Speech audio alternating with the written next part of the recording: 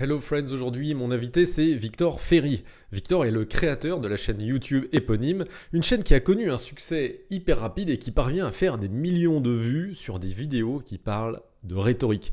Ouais, vous avez bien entendu, de rhétorique. Alors forcément moi aussi ça m'a intrigué et je suis donc heureux de vous partager aujourd'hui les explications très étonnantes de ce professeur et docteur en rhétorique, pas comme les autres. Alors vous y découvrirez comment utiliser vous aussi ces techniques pour accroître votre audience sur YouTube ou même tout simplement au boulot, comment on parvient à persuader et pas seulement à convaincre, comment gagner de l'argent grâce aux personnes qui vous détestent, pourquoi vous devez dès aujourd'hui écrire le manifeste qui va guider votre vie et plein d'autres trucs assez fun. Alors pour ceux qui n'auraient toujours pas cliqué sur le bouton abonnement de ce podcast, n'hésitez surtout pas à le faire.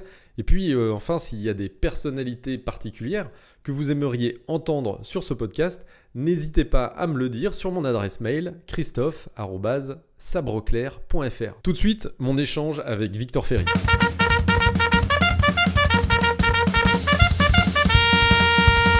Bonjour Victor, je suis très heureux de te recevoir sur Sabre Clair. Bienvenue. Enchanté Christophe, content d'être là. Alors, avant d'entamer notre discussion, je pense qu'il y a un point qui est important à préciser. Je m'en suis rendu compte quand mon fils est rentré en septembre et dans sa nouvelle école et qui m'a dit on va faire comme Victor Ferry, on a des cours d'éloquence. Et je lui ai dit entre rhétorique et éloquence, il y a une petite différence. Et est-ce que tu pourrais, entre dialectique, éloquence, l'art oratoire de manière générale, nous préciser peut-être ce qu'est la rhétorique, ou en tout cas ce qu'est pour toi la rhétorique, parce que j'ai cru comprendre au travers des vidéos de ta chaîne que tous les rhétoriciens n'ont pas non plus forcément la même définition de la discipline. Oui, il peut y avoir beaucoup de définitions de ce qu'est la rhétorique. Moi, ce que j'aime bien, c'est repartir de l'Antiquité grecque, parce que c'est là-dessus que j'ai travaillé quand j'étais chercheur à l'université. Et donc la rhétorique, quand elle est née dans l'Antiquité, c'était une discipline qui était au service de la démocratie. Donc à savoir, c'est un ensemble d'outils pour que les citoyens puissent prendre la parole, donc structurer un discours, être capable d'anticiper les objections, parce que dans l'Antiquité grecque, savoir bien prendre la parole en public, c'était souvent une question de vie ou de mort. Ça veut dire qu'on pouvait être attaqué en justice par un voisin qui disait par exemple qu'on l'avait spolié, qu'on l'avait diffamé, etc. Et si on n'était pas capable de bien se défendre face à l'Assemblée des citoyens, on pouvait perdre le procès. Ça passait pas par des avocats, c'était soit on gagne, soit on perd, et il pouvait y avoir des peines très lourdes. C'est un exemple fameux, c'est par exemple Socrate. Socrate a perdu son procès face à des gens qui l'accusaient de corrompre la jeunesse et il en est mort. Il est mort parce qu'il n'a pas été capable de l'emporter dans le cadre de ce procès. Donc la rhétorique, c'est un ensemble d'outils qui permettent aux citoyens d'être efficaces quand ils prennent la parole en public. Aujourd'hui, c'est pas les mêmes enjeux tout à fait pour nous que dans l'Antiquité grecque, parce que c'est une démocratie qui est moins directe. Mais quand même, dès qu'on commence à être un petit peu exposé sur les réseaux sociaux, on peut se retrouver confronté à une vague de diffamation, à une vague de haine. Et vu que le temps de la justice sur les réseaux sociaux est beaucoup plus rapide que le temps de la justice traditionnelle, on a plutôt intérêt d'être capable de se défendre. Donc je dirais que la rhétorique, c'est ça, c'est un ensemble d'outils qui s'opposerait à l'éloquence, dans le sens où l'éloquence, c'est plus l'art de faire des discours qui sont jolis, qui produisent un effet waouh chez le public. Donc c'est aussi quelque chose qu'on peut viser quand on fait un discours, mais c'est une catégorie plus restreinte de la rhétorique. Mais du coup, à l'inverse, la rhétorique potentiellement n'a pas de limite, puisque pour être capable de se défendre, il faut l'art oratoire, il faut effectivement les bons arguments, mais ça tire également probablement la capacité à raisonner correctement, donc probablement une dimension philosophique, voire finalement une connaissance par exemple géopolitique, si tu travailles au ministère des Affaires étrangères, en tout cas une connaissance, un savoir complet qui est important. Donc tu traces où la limite de la rhétorique ? Le truc, c'est que la rhétorique, c'est appliqué à une discipline qu'on connaît. Pour moi, c'est quelque chose qui est très important, c'est que on ne prend pas la rhétorique, on ne parle pas en public pour brasser de l'air. Et c'est ça le problème que j'ai avec les concours d'éloquence. C'est que les concours d'éloquence, et souvent, on donne un sujet qui est un petit peu hors sol, du type, je sais pas moi, est-ce que pour vivre heureux, il faut vivre caché, ou j'en sais rien, un sujet qui sonne bien, et les gens doivent être capables très rapidement de pouvoir produire un discours là-dessus. la rhétorique, c'est vraiment appliqué à notre savoir. Et donc, moi, le modèle que j'ai en tête, c'est quelqu'un qui est spécialiste d'une discipline, qui en a marre que autour de lui, il y a d'autres spécialistes ou de gens qui se prétendent pour des spécialistes, qui se prétendent spécialistes, mais qui sont plus entendus que lui.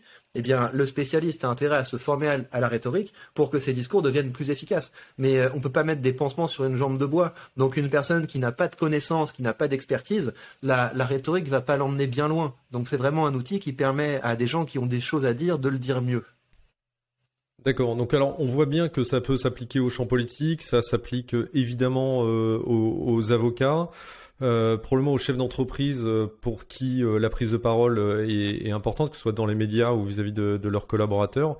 Est-ce que c'est pas un outil trop important finalement pour le tout un chacun dont l'expression publique est relativement faible et consiste peut-être principalement quand tu es collaborateur d'un grand groupe à prendre la parole devant ton équipe ou devant quelques collègues?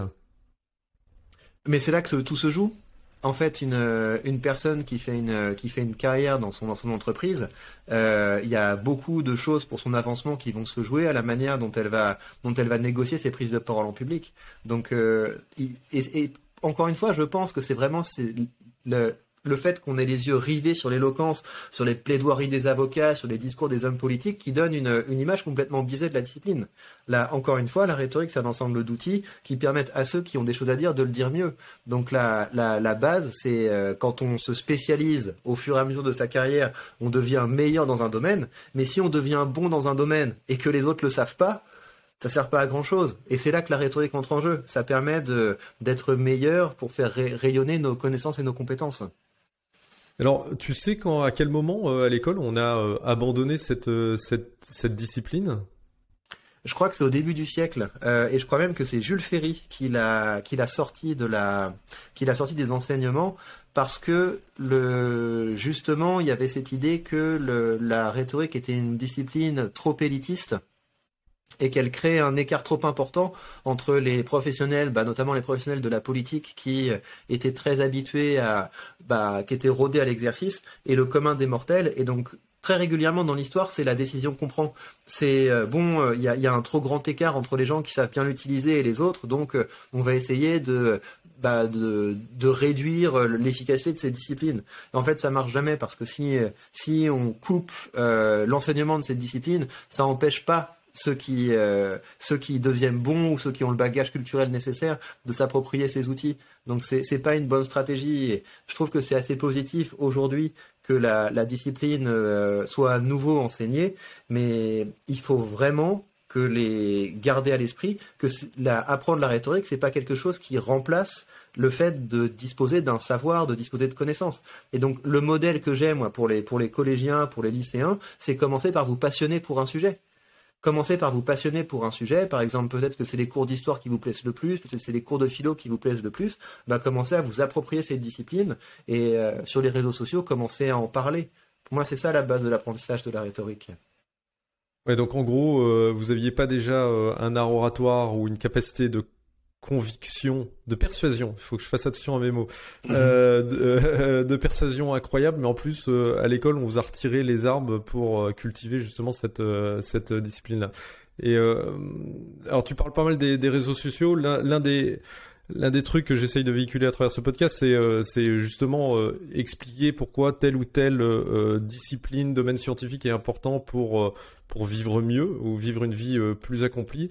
Donc l'image qu'on pouvait avoir peut-être initialement de la rhétorique comme un truc suranné effectivement de l'époque d'Aristote et de la Grèce antique, toi tu l'appliques véritablement au monde quotidien. Alors on a parlé de la capacité de persuader en entreprise et de faire savoir ce qu'on fait bien. Pour les plus jeunes, donc tu as parlé de collégiens et lycéens, c'est quoi les champs d'application concrets que tu vois à la rhétorique? Un collégien ou un lycéen, il passe beaucoup de temps sur TikTok et sur Instagram. Sur ces réseaux sociaux, il y a deux types de profils qui vont se présenter. Il va y avoir des créateurs, il va y avoir des consommateurs. Et l'objectif pour, je pense, le collégien ou le lycéen, c'est plutôt d'être celui qui va constamment cliquer sur les profils de ceux qui ont fait le travail d'être, de bien se montrer, se dire mais pourquoi est-ce que j'utiliserais pas les réseaux sociaux pour moi partager des choses intéressantes. Donc les réseaux sociaux, c'est la nouvelle agora. C'est ça qu'il faut avoir à l'esprit, c'est que c'est là que les choses se passent, on passe beaucoup de temps en ligne, et donc il faut prendre les réseaux sociaux comme un extraordinaire terrain de jeu rhétorique. Et ce qui est génial, c'est que chaque réseau social a son propre format. C'est pas du tout pareil de créer sur Twitter que de créer sur TikTok, sur Instagram, sur YouTube. À chaque fois, c'est des types de formats qui sont différents. Et apprendre à créer du bon contenu sur ces différents formats, ça ressemble quand même beaucoup à l'apprentissage de la rhétorique de l'Antiquité. Parce que dans l'Antiquité, c'est ça qu'on apprenait. On apprenait la rhétorique dans différentes situations. Quand on fait un discours de célébration, quand on fait un discours politique, quand on fait un discours judiciaire, on apprenait des types de discours adaptés à certaines situations de prise de parole. Les réseaux sociaux, c'est la même chose. On apprend à faire des types de discours qui sont adaptés à un certain public, à un certain média. Certains vont être plus visuels, dans d'autres, il y a le son qui va être plus important, dans d'autres, ça va être l'écrit qui va être le plus important. Et donc, on peut faire ces gammes en rhétorique en se forçant à créer du bon contenu sur les différents réseaux sociaux. Ouais, parce que tu parles de discours et t'évoques Twitter et t'évoques l'écrit. En fait, c'est pas que du discours oral, la rhétorique. Ça s'applique également au style écrit. Absolument. La base pour devenir un meilleur orateur, c'est d'écrire souvent. Souvent, les gens qui viennent pour se former chez moi, ils ont comme demande, j'ai du mal à structurer mes idées. Et en fait, structurer ses idées comme structurer son discours, ça passe par le fait d'écrire. Parce que ce qu'on fait quand on écrit, c'est qu'on met notre pensée sur du papier et après on peut commencer à enlever ce qui est superflu, on peut commencer à l'organiser pour que ce soit plus efficace et on se rend compte quand on écrit régulièrement que ça permet de se constituer ce que j'appelle des petits îlots d'éloquence. Ça veut dire que quand on prend la parole en public à l'oral de façon impromptue, on peut se rattacher aux choses qu'on a posées sur le papier. Et ça permet de dire des choses qui sont plus précises quand on parle de façon orale, oui. Et alors, est-ce que c'est la garantie, maîtriser la rhétorique, de pouvoir faire le buzz sur les réseaux sociaux et donc d'attirer une audience importante ? Ah, moi, c'est ce que j'ai fait. Mais c'est une utilisation très spécifique de la rhétorique, la recherche du buzz. C'est taper sur des leviers de la curiosité. Et donc, les gens sont attirés par quoi ? Ils sont attirés par le statut. Ils sont attirés par le conflit et ils sont attirés par l'étrange. C'est ça. Et donc, quand on est capable de mêler ces éléments, ça marche très bien. Donc, quand il y a un clash entre des célébrités et qu'on est capable de faire un commentaire de ça, c'est quelque chose qui va bien fonctionner. Quand on est capable de montrer des choses extraordinaires, je sais pas moi, la plus petite femme du monde qui conduit le plus grand camion du monde, enfin ce genre de choses, ça capte immédiatement l'attention. Dès qu'on est capable de casser des patterns, donc on est capable de casser les attentes de la normalité, en général on va être capable de capter l'attention. Donc il y a ça, jouer sur être capable de rompre les attentes, et sinon il y a vraiment les choses basiques, les gens tournent les yeux vers ceux qui sont célèbres, les gens tournent les yeux quand il y a un conflit, parce que fondamentalement on est des commères, donc il faut connaître ces leviers-là, et c'est vraiment un petit champ de la rhétorique à cultiver parce que ça permet d'attirer l'attention sur nos discours, mais il y a beaucoup d'autres champs à explorer. Et quelqu'un qui aurait commencé par la recherche du buzz s'épuiserait très vite parce qu'au bout d'un moment, ça fait venir le public, mais si on veut fidéliser un public, il faut qu'il y ait du fond. Et alors, du coup, est-ce que je comprends bien en disant que tous les apôtres du storytelling, eux, sont très bons justement pour créer de la visibilité, faire ces ruptures de patterns qui vont attirer mécaniquement le cerveau, mais finalement se cantonnent à une part très limitée de ce qu'offre la rhétorique en termes d'outils? Le storytelling, c'est déjà une compétence avancée, hein. Là, le storytelling, c'est plus une compétence pour maintenir l'attention que pour la capter. Le storytelling, c'est l'art d'instaurer une tension. Donc on va instaurer une tension en posant quelques éléments et en montrant qu'il y a quelque chose de très important, de quelque chose de très étonnant, mais on va délayer le moment où on va donner le fin mot de l'histoire. C'est déjà des compétences qui sont assez avancées. C'est des compétences qui sont nobles, qui puisent leur source dans le roman, qui puisent leur source. Enfin, faut être un très bon scénariste pour faire du storytelling. Donc je dirais pas que c'est un outil pour la recherche du buzz. Par contre, le storytelling, c'est une des compétences de la rhétorique qu'on peut utiliser pour faire un discours qui est structuré, mais le plan de l'histoire, c'est qu'un seul des plans. On peut imaginer tout un tas d'autres plans qui vont être tout aussi efficaces pour pouvoir maintenir l'attention du public. Ok, alors dans ce que tu dis entre les lignes, je vois une connaissance fine de la psychologie. Je sais que c'est quelque chose que tu regardes de près ou que tu étudies, même probablement. T'as fait la promotion de certains bouquins que j'ai lus que j'ai dévoré d'ailleurs, notamment de Jonathan Haidt, qui est un psychologue américain absolument remarquable. Moi, dans mon métier où je m'intéresse également au comportement, je suis souvent finalement presque déçu par ce qu'apportent les neurosciences, où j'ai le sentiment que les neurosciences apportent une explication sur la psychologie humaine, mais finalement n'inventent pas grand-chose de nouveau. Toi, quand tu regardes à la fois Quintilien, Socrate, les auteurs classiques, et puis justement des psychologues modernes et des études probablement issues également des neurosciences, est-ce que on a appris des choses nouvelles depuis Socrate sur la manière dont l'humain fonctionne, ce qui est propre à le persuader? Ah bah heureusement, évidemment, oui.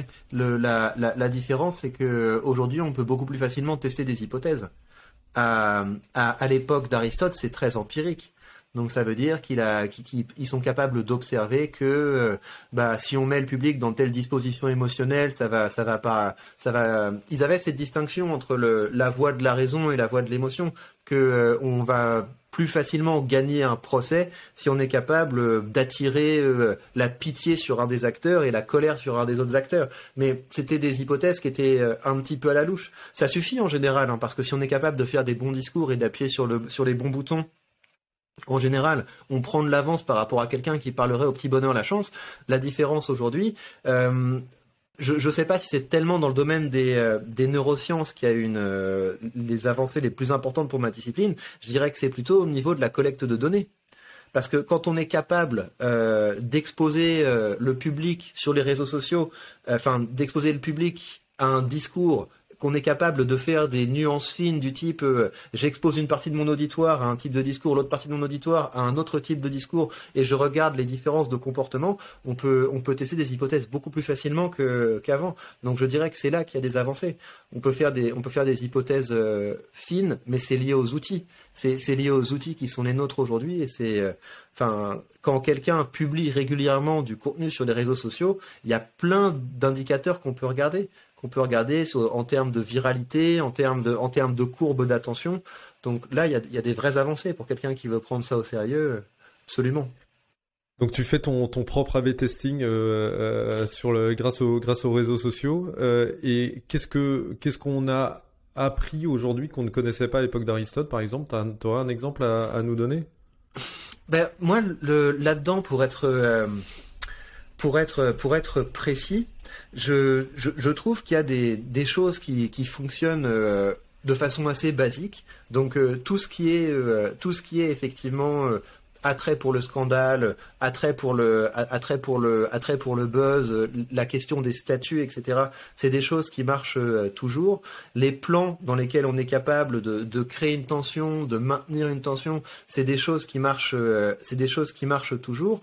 Mais le truc, c'est que pour moi, la question, c'est pas tellement de faire des hypothèses comme ça en général. Les humains réagissent habituellement de telle manière. Ce que je trouve beaucoup plus intéressant, c'est qu'un créateur, il va avoir un public, et ce qui est important, c'est de faire des tests sur son public à lui, et de voir que il y a des choses qui vont fonctionner mieux que d'autres pour son public à lui, et surtout voir qu'il y a des choses qui marchaient à un moment, qui commencent à marcher de moins en moins bien, et il faut être capable également de se renouveler. Pour moi, c'est plus ça qui est intéressant, plutôt que d'essayer des hypothèses de tester des hypothèses très générales.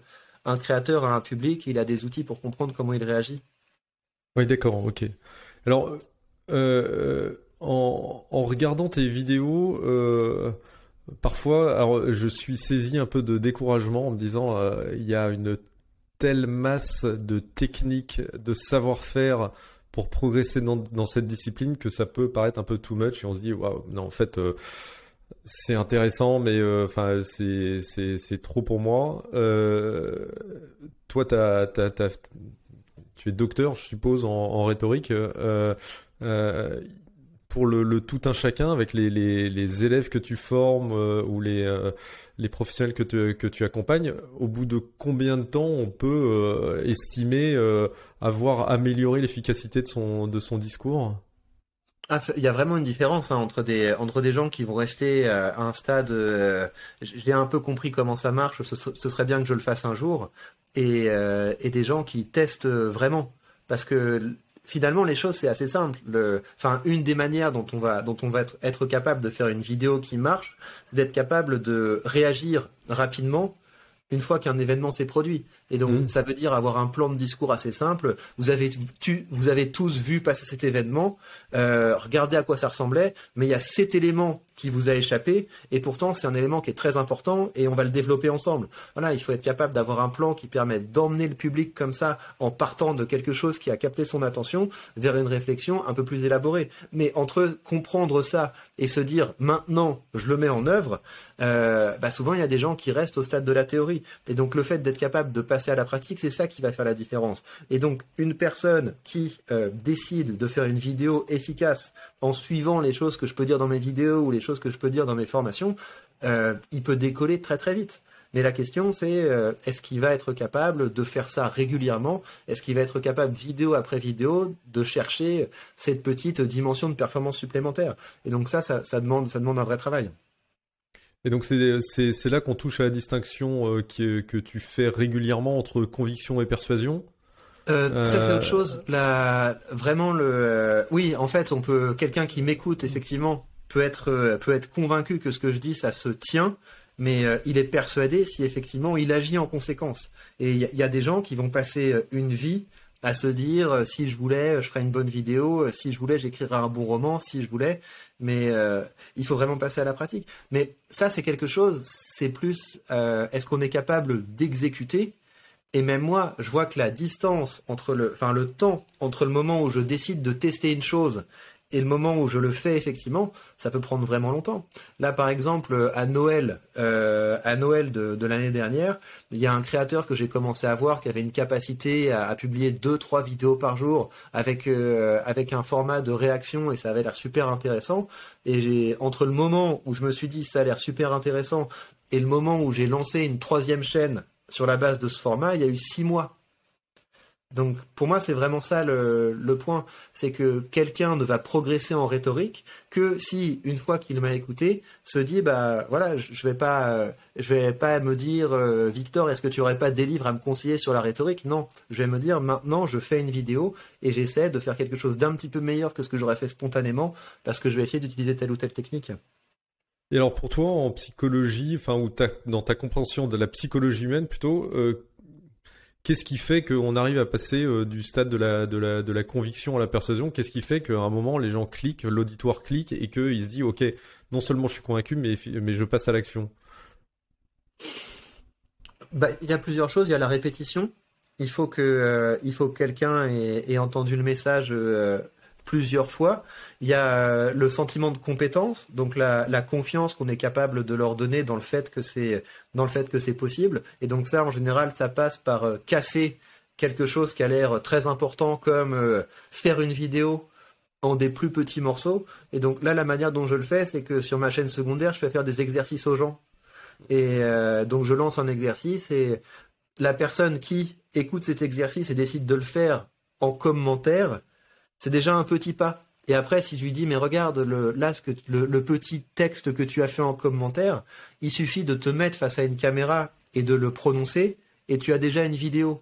Donc je pense le fait de décomposer un objectif qui a l'air important en plus petits objectifs, c'est quelque chose qui fonctionne bien. Et après, il faut le plaisir.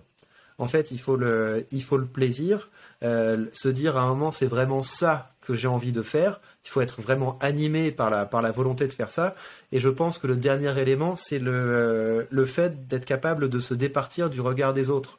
Moi, il y a beaucoup de choses que je me suis retenu de faire dans ma carrière de créateur parce que j'avais peur de la réaction du public. Et plus ça va, plus je pense qu'un bon créateur, c'est vrai aussi pour les artistes évidemment, c'est quelqu'un qui est capable de s'abstraire de la réaction du public, parce que de toute façon, si on essaie de caresser le public dans le sens du poil, on devient inintéressant.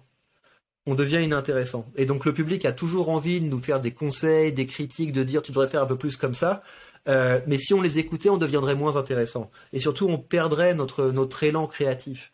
Et l'élan créatif, je pense que c'est la capacité à résister aux conseils et aux critiques. Donc je dirais qu'il y a ces éléments. Si on veut pousser quelqu'un... Ouais. Pardon, vas-y, excuse-moi. Si on veut pousser quelqu'un à agir, il faut répéter plusieurs fois le message. Il faut casser les objectifs en petites actions qui sont applicables. Il faut que la personne ait vraiment envie de le faire. Et il faut que la personne arrive à se départir de la peur de décevoir le public. Ouais, ce qui est loin d'être évident. Enfin, une question un peu plus personnelle que du coup j'aimerais te poser si ça t'ennuie pas. On a cette aversion à la perte qui est extrêmement ancrée dans notre psychologie, et par ailleurs on a également ces instincts tribaux où faire partie du groupe et éviter le rejet du groupe, enfin on est câblé dans le dur pour ça. Et donc l'aversion à la perte du groupe, c'est probablement un des instincts les plus forts qui explique que on vive constamment sous le regard des autres et qu'on ait du mal à s'en départir. Ça fait donc quelques années que je te suis, et il y a certaines de tes vidéos qui t'ont valu quelques clashs ou des retours un petit peu plus violents. Tu as durci ton cuir, tu trouves un plaisir maintenant dans le fait d'être clivant, et comment tu fais pour en gros rester, enfin tu vois, continuer à dormir même si tu t'es fait clasher par potentiellement d'ailleurs quelqu'un que tu admirais par ailleurs, quoi. Moi je l'ai gamifié. En fait, je pense qu'une manière de faire des choses qui au départ nous étaient désagréables, il faut remettre une dimension ludique dedans. Moi, c'est ça que j'ai fait, c'est qu'il y a un moment, donc je commence à être exposé parce que j'ai une chaîne qui est vue, etc. Et donc il y a plein de gens du coup qui se permettent de réagir, de répondre, et certains créateurs vont choisir la voie de je suis au-dessus de ça, je vais tout droit, etc. Et ouais. En fait, il y a un moment, je me suis vraiment dit, mais regarde, ton absence de réaction, est-ce que c'est pas parce que t'as peur? Est-ce que c'est pas parce que t'as peur de réagir? Et donc quand je me suis vraiment dit ça, je me suis dit, mais non, mais toi t'es pas quelqu'un, t'as peur. T'es pas quelqu'un qui a peur. Donc c'est hors de question que tu refuses de répondre à des gens parce que tu as peur. Donc ça a été la première étape, c'est que je me suis dit, mais en fait, répondre aux personnes qui se permettent de critiquer mon discours, ça fait partie de moi. Et après, la question, c'est comment est-ce qu'on fait pour développer la compétence? Parce que c'est très différent d'être capable de faire des vidéos où on est l'ami du public par rapport à faire des vidéos où on va affronter quelqu'un d'autre. Et c'est pour ça que j'ai créé le système du drama productif, qui est mon émission sur ma chaîne secondaire, où ce que je fais, c'est que je monétise les vidéos dans lesquelles je réponds aux personnes qui m'attaquent, et j'utilise cet argent pour investir. Donc il y a une partie de cet argent que j'utilise pour financer des associations qui vont selon moi dans le bon sens, et l'autre partie de cet argent que j'utilise pour faire grandir un portefeuille boursier. Et donc là, tout de suite, je trouve ça beaucoup plus marrant. Et donc ça permet de se dire, quand une personne fait un discours très désagréable à mon égard, de digérer beaucoup plus rapidement le fait que quelqu'un m'a attaqué, de le changer en « je vais me faire un billet sur toi, mon gars ». Et donc vraiment ça m'a beaucoup aidé. Et donc après le côté j'ai envie de marquer des points, ça permet de pratiquer plus régulièrement le clash, de prendre plus de plaisir, et c'est comme ça qu'on développe la compétence. On développe la compétence parce qu'on a trouvé un système qui fait qu'on marque des points, donc on a ce côté récompense, et on prend de plus en plus de plaisir à le faire parce que c'est marrant. C'est marrant en fait, c'est un jeu. Donc j'imagine que les gens qui m'attaquent, ils trouvent pas ça marrant. Et moi je m'en fiche, ils n'étaient pas obligés de m'attaquer. Ce qui est important, c'est que moi, je trouve ça marrant. Et du coup, tu recherches le clash maintenant? Non, j'attaque jamais, en fait. Ouais. Par contre, ce que ça a fait, c'est qu'on se sent beaucoup plus libre. Parce qu'il y a justement beaucoup de choses qu'on se retient de dire parce qu'on a peur de recevoir des critiques. Et donc on va avoir tendance comme ça à s'auto-censurer. Et moi j'ai plus besoin de m'auto-censurer parce que quoi que les autres disent, de toute façon j'arriverai à le récupérer et à l'utiliser à mon avantage. Donc c'est une grande libération. Et c'est pour ça que j'invite vraiment la plupart des gens, enfin tout le monde, à se former à la dialectique, parce que quand on arrive à ce stade où on se dit mais quoi que les gens disent, je serai capable de démonter leur discours, on n'a plus à se censurer et on n'a plus à se retenir de dire des choses. Ouais, alors tu es capable de dire ça parce que tu me corrigeras le cas échéant. Parce qu'en fait, tu sais exactement où tu vas. T'as parlé de sens, t'as parlé de ces associations auxquelles tu donnes parce qu'elles ont du sens. Et donc, t'as ce que tu décris dans certaines de vidéos, un système de pensée avec un objectif. C'est quelque chose qui est très récurrent dans tes vidéos et tu parles notamment souvent de cette notion de manifeste. Écrivez un manifeste, etc. J'y pense simplement parce que tu dis je ne me censure pas. Alors on pourrait dire ouais mais il se censure pas. T'as parlé notamment là du spécialiste ou de la rhétorique qui intervient sur France Info, Clément Viktorovitch. C'est vrai que quand tu regardes la vidéo pour la fois, tu te dis ouais il se le tape bien parce que ton discours final qui est d'ailleurs énorme pour ceux qui ne l'ont pas écouté, faut vraiment l'écouter, il est ciselé et il est vraiment top.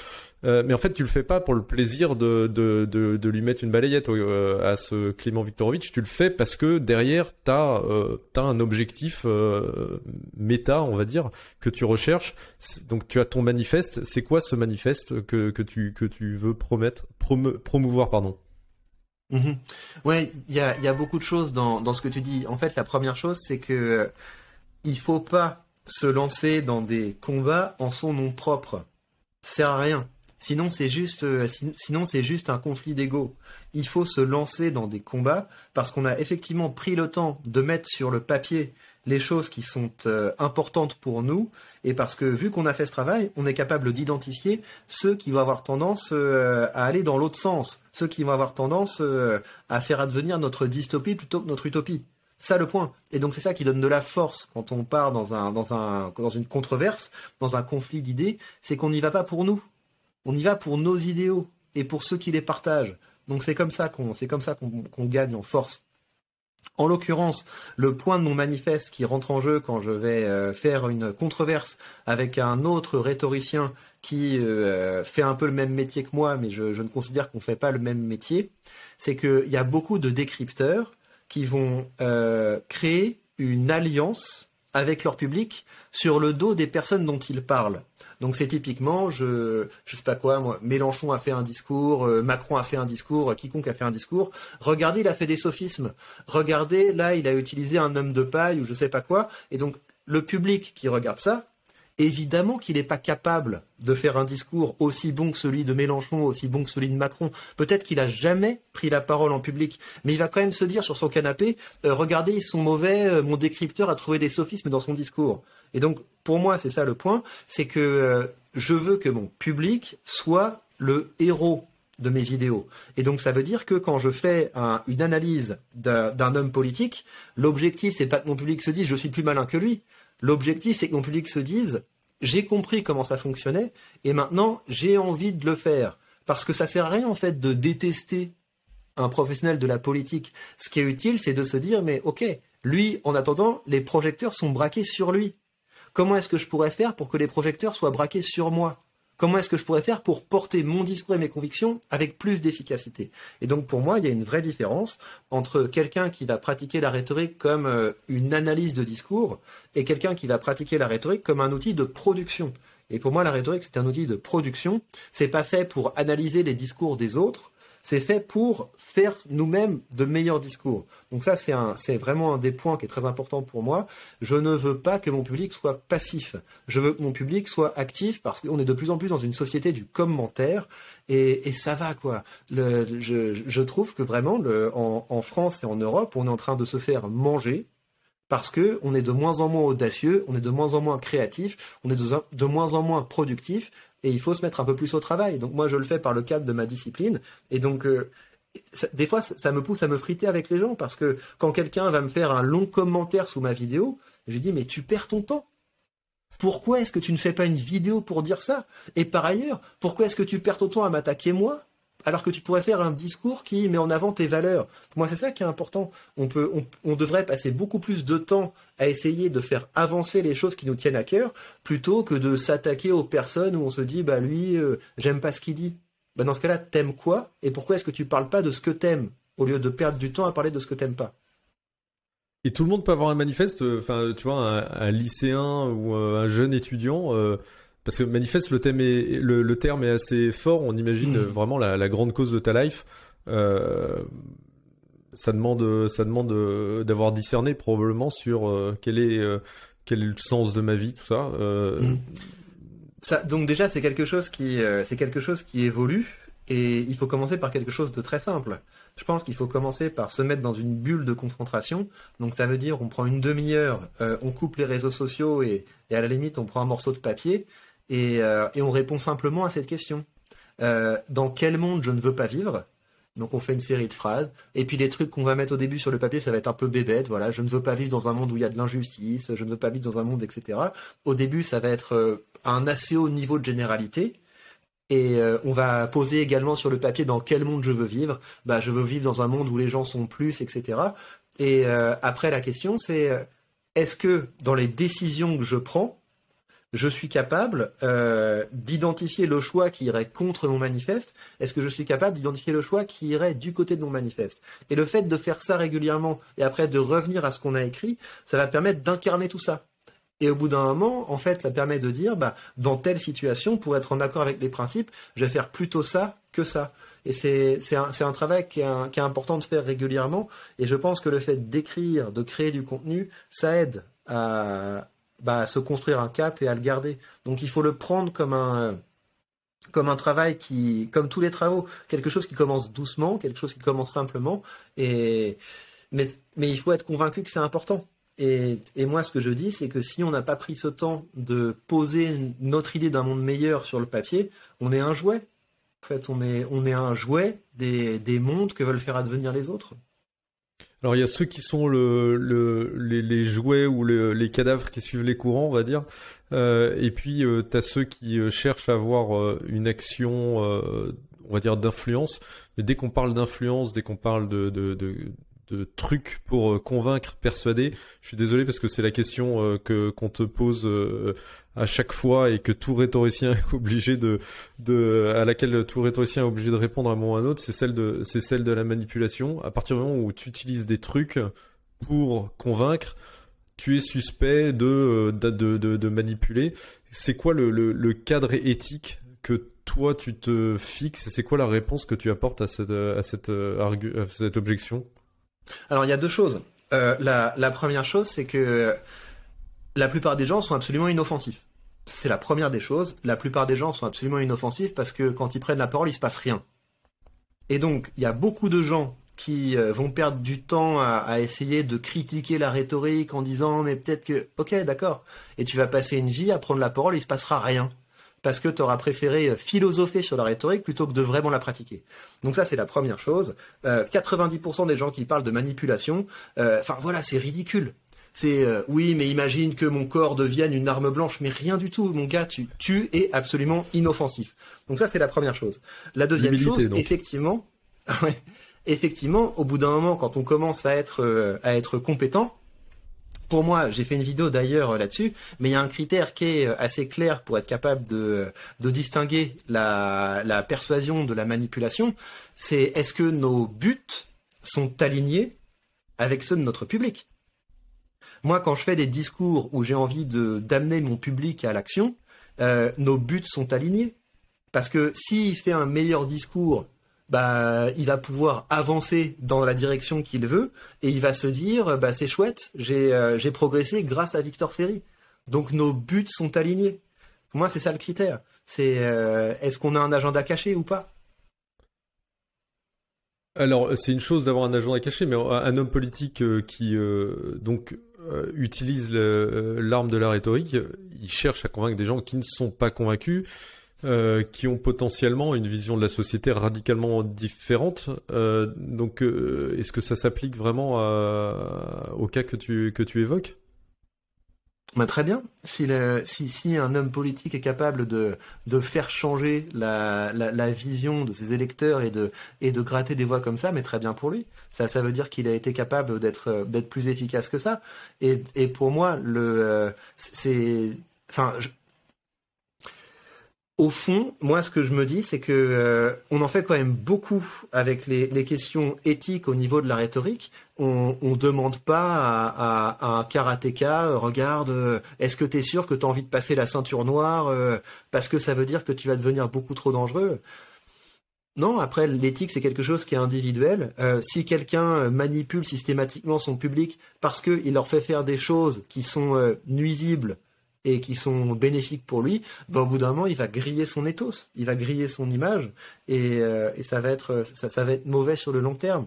Donc, c'est important d'avoir une réflexion éthique, mais l'éthique, c'est quelque chose qui est personnel d'une part, c'est une question de nos choix, et le professeur qui voudrait enseigner à la fois une discipline et l'éthique qui va avec, je serais assez dubitatif par rapport à ça, parce que l'éthique, c'est quelque chose que les gens doivent apprendre d'eux-mêmes. C'est pas quelque chose qu'on apprend des autres.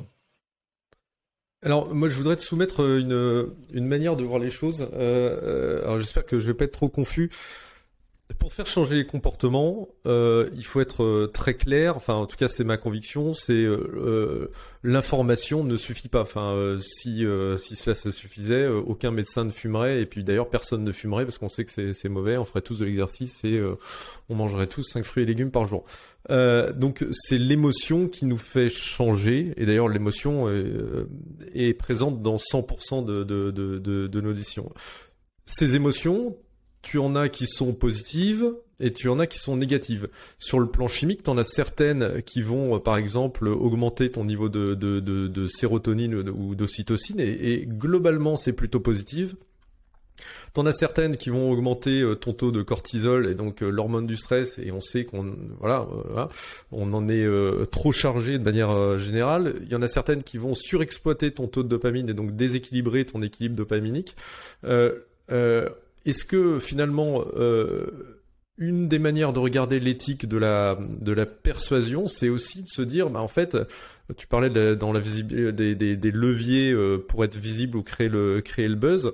On voit que tous, en fait, ils contribuent à construire un monde dans lequel on est saturé d'émotions négatives, saturé de stress. Est-ce que l'éthique de la conviction, de la persuasion, c'est pas justement d'essayer d'utiliser d'autres leviers comportementaux? On sait que l'émerveillement, par exemple, c'est un levier comportemental qui est important et il est incroyablement bénéfique pour le système nerveux, et il a une capacité d'ailleurs à faire du buzz qui est d'ailleurs au-dessus du sentiment de colère. Ça t'évoque quoi quand je te raconte ça? Donc, il faut distinguer deux choses. Il faut distinguer le moment où on capte l'attention. Et donc là, on est dans une compétition avec d'autres personnes qui essaient de capter l'attention. Et donc là, pour moi, l'objectif, c'est d'être le plus efficace possible. Et après, en fait, une fois que les gens sont venus chez nous, sont venus suivre notre contenu, je pense que pour construire une relation qui fonctionne sur le long terme, il faut toujours emmener son public de l'ombre à la lumière. Pour moi, une bonne vidéo, c'est ça. C'est même si on a besoin... De toute façon, n'importe quel discours doit commencer par un problème. N'importe quel discours doit commencer par regardez, il y a cette situation qui est problématique, et la question c'est qu'est-ce qu'on peut proposer pour améliorer ça. Donc de toute façon, si on ne commence pas par quelque chose qui, là maintenant, c'est ça qui est important, c'est ça qui est urgent pour ton intérêt, les gens n'ont pas intérêt à nous écouter. Pourquoi est-ce que les gens nous écouteraient si on n'est pas là pour résoudre un des problèmes qu'ils ont? Donc pour moi, le fait qu'un discours commence par une gamme d'émotions négatives, c'est juste comme ça. C'est juste comme ça. Et après, la question, c'est où on emmène les gens. Est-ce qu'on va les emmener vers des choses qui est assez courant quand même en politique, du type, votre problème ne sera pas résolu tant qu'on n'aura pas vaincu les méchants, et donc ça veut dire de voter pour mon parti, etc. Ou alors, est-ce qu'on va vers quelque chose où, à ce stade, les premiers petits pas que vous pouvez faire, et vous avez la capacité de le faire, vous avez la capacité d'avancer un petit peu, et là on va être quelque chose de beaucoup plus positif. Et donc ça, c'est mon éthique personnelle. Donc il y a des gens qui peuvent avoir une autre éthique. Mais je pense que vraiment la distinction nette entre un manipulateur et un pédagogue, c'est que le manipulateur a envie que son public soit de plus en plus dépendant de lui, alors que moi j'ai envie que mon public soit de plus en plus indépendant. J'ai envie que mon public grandisse. Et quand je vois des gens dans mon public qui font des vidéos qui cartonnent, qui commencent à avoir quelque chose qui marche, mais je suis super content. Voilà, j'ai envie que les gens deviennent de plus en plus compétents, donc de plus en plus indépendants. Et un jour, ils volent de leurs propres ailes. Et un professeur est content quand après il y a quelqu'un qui a choisi une carrière complètement différente de la nôtre et qui a bien réussi et qui se souvient qu'on a eu un petit impact. C'est génial. Est-ce qu'il y a des profils qui sont plus naturellement portés à réussir dans ce domaine-là? Est-ce que dans tes élèves, t'as des introvertis, ou est-ce que c'est mort si t'es introverti et en gros fais autre chose, n'aie pas de manifeste et va à l'usine, ou on peut s'en sortir? Je sais pas en fait j'ai pas testé les gens qui me suivent. Ce que je sais, c'est qu'en général, quand on a un groupe, ça c'est plus quand je donne des cours à l'université ou quand je donne des formations, au début, il va y avoir des gens qui vont plus naturellement prendre la parole en public. Il va y avoir des gens qui vont attendre un peu plus. Et les deux profils, il faut y faire très attention. Parce que ceux qui vont être naturellement portés à prendre la parole en public, peut-être qu'ils ont tellement de certitude sur leurs compétences qu'ils vont stagner. Ils vont se dire je sais, et ils vont pas se remettre en question. Alors que ceux qui peut-être vont être un petit peu timorés, ils ont conscience de leur marge de progression et donc ils vont être plus attentifs aux différents exercices et ils vont plus les faire. Et donc en tant que pédagogue, il faut trouver un équilibre entre ok, regarde, toi tu as pris la parole en premier, ce que tu as fait c'est très bien, je te remercie d'avoir pris la parole. J'attire ton attention sur ça et ça. Et donc là, il faut que les autres nous respectent. Parce qu'il faut qu'ils sentent qu'on est vraiment plus compétent qu'eux et donc qu'ils ont une marge encore de progression. Et à côté de ça, justement, il y a des profils qui sont plus timides et surtout, il faut pas en imposer. Il faut vraiment plutôt leur montrer, non, regarde, ce que tu as fait, c'est déjà très bien, tu peux avancer comme ça, et commence pas forcément par une grande prise de parole, commence par quelque chose d'écrit. Donc voilà, il y a effectivement différents profils, et les deux profils ont des difficultés. Il y en a, il va falloir plus leur prendre la main, et il y en a d'autres, il va falloir pas les lâcher non plus, parce que, le professeur peut aussi faire l'erreur de se dire, c'est bon, lui, il sait, et de pas prendre le temps de le pousser à aller un petit peu plus loin. C'est quoi le premier exercice que tu donnes habituellement à tes élèves qui arrivent pour la première fois? C'est vraiment des choses autour de clarifier leur vision. Pour moi, c'est la première chose, c'est essayer de faire un petit discours sur une chose que les gens devraient faire un petit peu plus ou un petit peu moins pour rendre le monde un peu meilleur. Donc ça leur permet comme ça de se connecter sur quelque chose qui compte pour eux. C'est la première condition pour faire un bon discours, et sur quelque chose que le public peut faire. Parce que les discours du type il faudrait passer une loi pour, la plupart des gens n'arriveront jamais seront jamais dans une situation où ce genre de discours serait pertinent.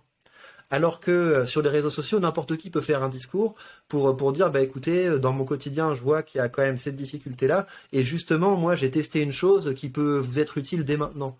Donc pousser les gens à partir de quelque chose qui compte pour eux et les pousser à déboucher sur une action concrète.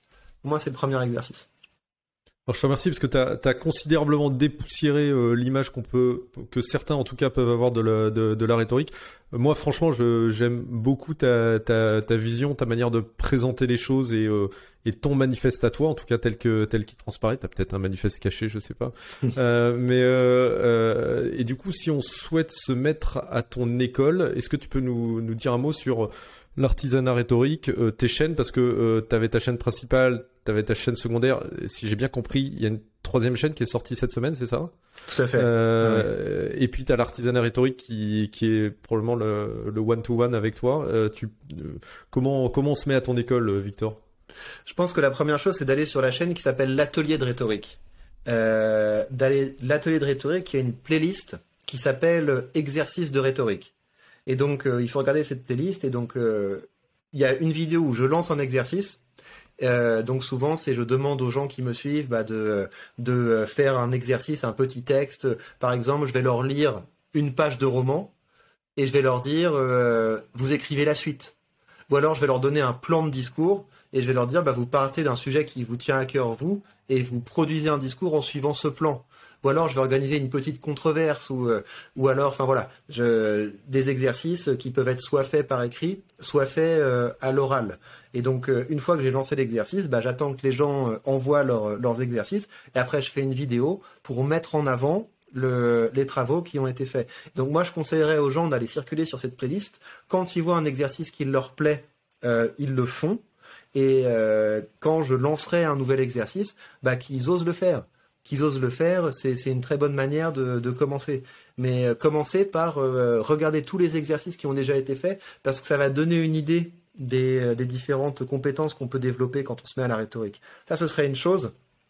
L'autre chose, je leur dirais d'aller sur ma chaîne principale et de suivre la playlist qui s'appelle Formation complète en rhétorique.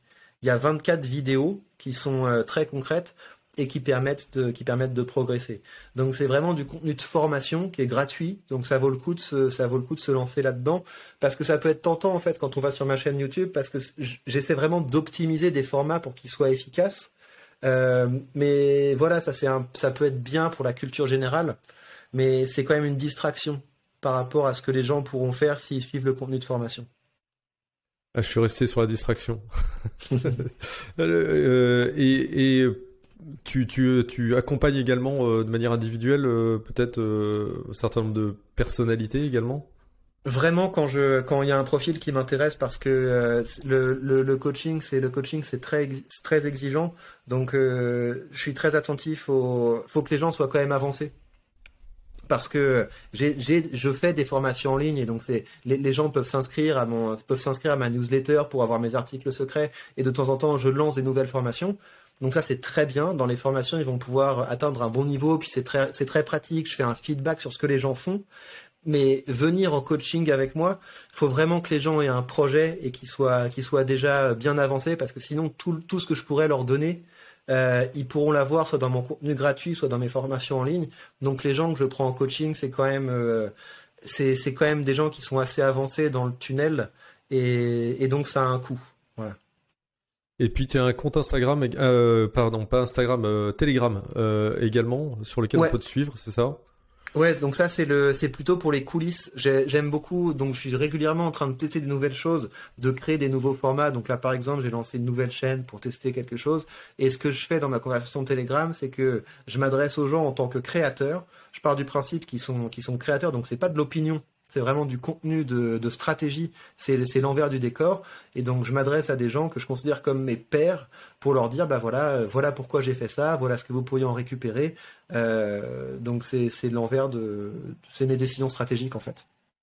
D'accord, écoute, merci infiniment pour ton temps, pour tes réponses claires, et puis pour le message qui est arrêtez de commenter, arrêtez de nourrir votre frustration et de vous détruire à petit feu, passez à l'action.